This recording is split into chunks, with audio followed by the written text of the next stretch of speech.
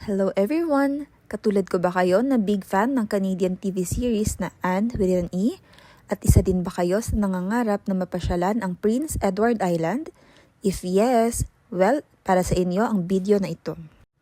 Alam nyo ba na hindi nyo na kailangan pang pumunta sa Canada dahil meron tayong Avonlea dito lang sa Asia?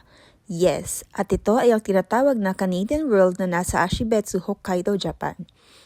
Ito ay isang private theme park na inspired sa kilalang children's novel na Anne of Green Gables, na merong 2017 adaptation na may pamagat na Anne with an E.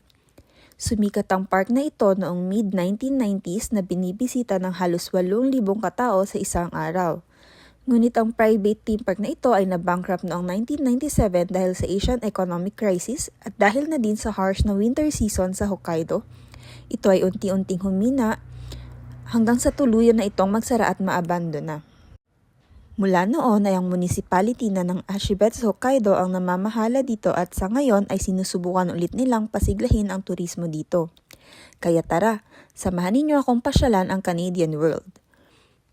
From Sapporo, bumiyahe kami ng halos 2 oras papuntang Ashibetsu, Hokkaido, kung saan matatagpuan ang Canadian World. Ang pinaka-main attraction dito ay ang Avonlea community na binubuo ng Green Gables, ang bahay ni Anne Shirley.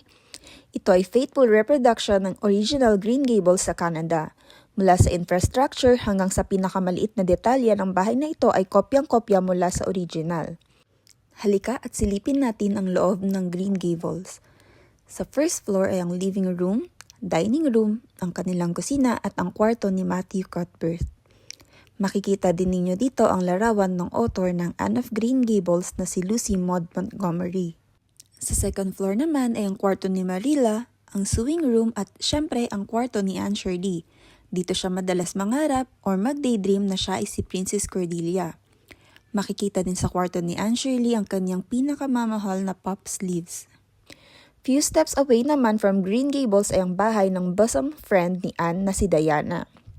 Narito din ang bahay ni Mrs. Lind, ang marites pero loyal friend ni Marilla Cuthbert. Mayroon din replika dito ng Avonlea Post, Orwell School kung saan pinukpok ni Anne Shirley si Gilbert Blythe ng kanyang slate at ang simbahan ng Avonlea. Siyempre hindi din mawawala ang The Lake of Shining Waters. Aside from that ay may iba pang Canadian-inspired na architecture sa park na ito.